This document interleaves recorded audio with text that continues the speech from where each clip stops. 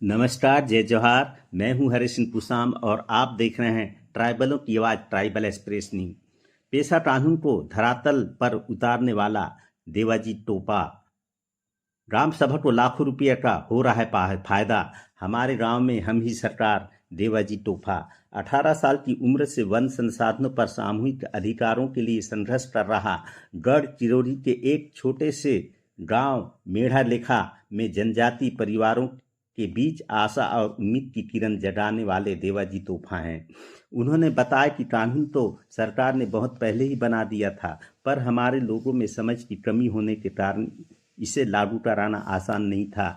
लेकिन जब उन्हें इस बात का एहसास हुआ कि यह कानून हमें ग्राम सभा के माध्यम से वन संसाधनों पर अधिकार देता है, तब उन्होंने निरंतर प्रयास करते हुए लोगों को एकजुट किया और पारंपरिक तरीके से इस कानून का क्रियान्वयन करके दिखाया।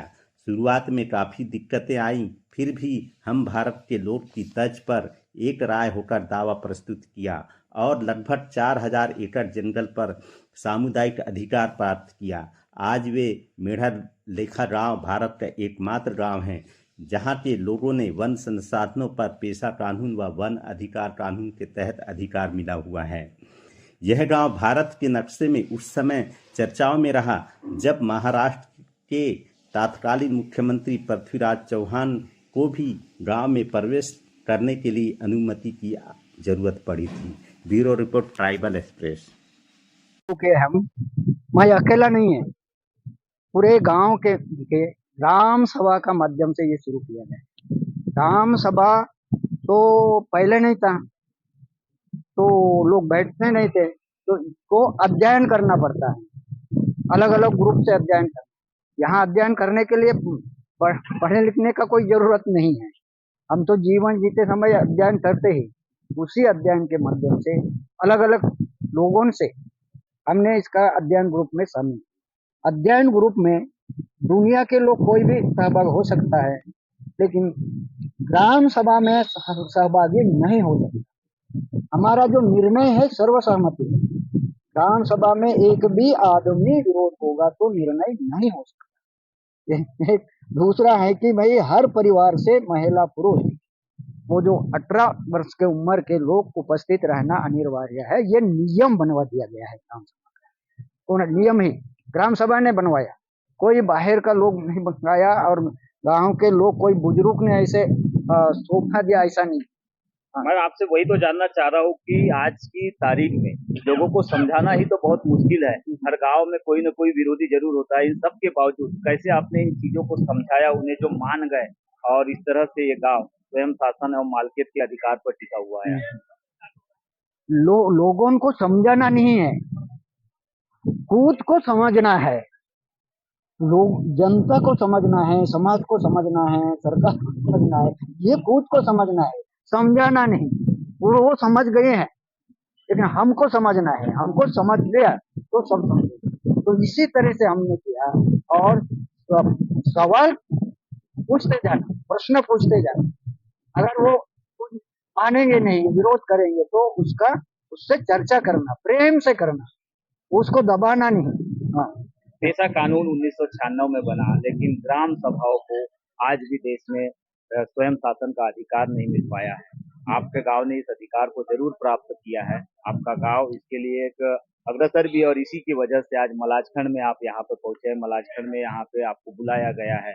यहाँ पे आप जो 2 दिवसीय कार्यशाला चल रही है पेशा अधिनियम पर, आदिवासियों के अधिकारों पर और 5वीं अनुसूची पर, क्या आपको समझ में आया?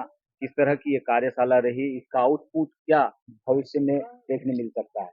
पेशा कानून 1994 में हुआ, लेकिन इस पर कोई अध्ययन किया नहीं है, पढ़े लिखे भी नहीं किया और गांव के भी नहीं किया। हमारे मूल निवासी आदिवासी हैं, इनको पेशा समझाने की जरूरत नहीं है। वो खुद ही पहले से ही कर रहे हैं। वो हमने अध्ययन से हमको समझ में आया, यह है पेशा। सबको सहभागी करके हमारी परंपरा, रूढ़ी, प्रथा, संस्कृति, रीति रिवाज, उसका न्याय व्यवस्था है, समाज व्यवस्था है, कान फान, ये जो है तो हमारा पूरा परंपरा से चलते आ रहा है, लेकिन वो कागज में नहीं मिलेगा। तो उस कानून को हमने अध्ययन किया, अध्ययन करके फिर वो अमल हम तो पहले जमीन पर शुरू किया, परंपरा का माध्यम से, तब ये कानून को समझ के वहां किया गया। तो हमको कोई तकलीफ नहीं हुआ, सबको मानना ही पड़ा। वो पेशा कानून तो वो केंद्र सरकार ने बनाया है ना, हम थोड़ी बनाया है। पूरे देश में ये करना है, लेकिन हमारे लोग क्या है कि भाई वो अध्ययन करते नहीं, समझते नहीं। और अभी जो सुधारवादी लोग हैं वो खुद को ही कुछ समझते, भाई हम तो बहुत पढ़े लिखे हैं, हम सुधरे हैं, एक ईगो पैदा करते हैं। इससे है समानता लेवल पर हमको समदृष्टि से देखना है। समदृष्टि से देखना है। हाँ, मतलब पढ़ने की जरूरत है, लेकिन हमको वही चीज पढ़ना है, उसको समझना भी और समझने के साथ सवाल भी करना है, आपका कहना है। और जीवन में जब काम करते समय वो उपयोग में होना है, सबको दिखना चाहिए ना काम। वो जब काम करेंगे तब काम ही जवाब देगा सबको। इसीलिए तो अधिकारी लोग मान गए, प्रतिनिधि अधिकारी लोग और आते थे गुस्से से वन विभाग के लोग दबाने के लिए, लेकिन काम तो उनका ही था, लेकिन वो समझा ही नहीं था। जब लगभग कितना हेक्टेयर जंगल है जिस पर आप लोग अभी शासन कर रहे हैं? 1800 हेक्टर, 4500 एकड़, 500 जनसंख्या, 123 परिवार है। तो इसीलिए तो ये जो वन विभाग के लोग ने थोड़ा हावी हो गए कि भाई छोटा सा गांव है, इतना बड़ा जंगल है, घना जंगल है, बांस है, टीक है और चारूड़ी, मोआ, आवड़ा, पूरा बायोडाइवर्सिटी। आपने एक स्लोगन मैं आपका सुन रहा था कि हमारे गांव में हम ही सरकार, भोपाल और दिल्ली में हमारी सरकार, इसका क्या अर्थ निकाले हम? इसका जो अर्थ है कि ये तो मैं शॉर्टकट बता देता हूँ कि ये दिल्ली और बंबई में हमारी सरकार, हमारे गांव में हम ही सरकार, जल जंगल जमीन गांव समाज का अधिकार, ये घोषणा दिया। ऐसे क्यों दिया? तो सभी अधिकारी प्रतिनिधि जंगल सरकारी, जमीन सरकारी, पानी सरकारी, रास्ता सरकारी, स्कूल सरकारी, सब सरकारी। हम क्या आदिवासी भिखारी? हम भिखारी नहीं है ना। ये सरकार कहाँ से आई?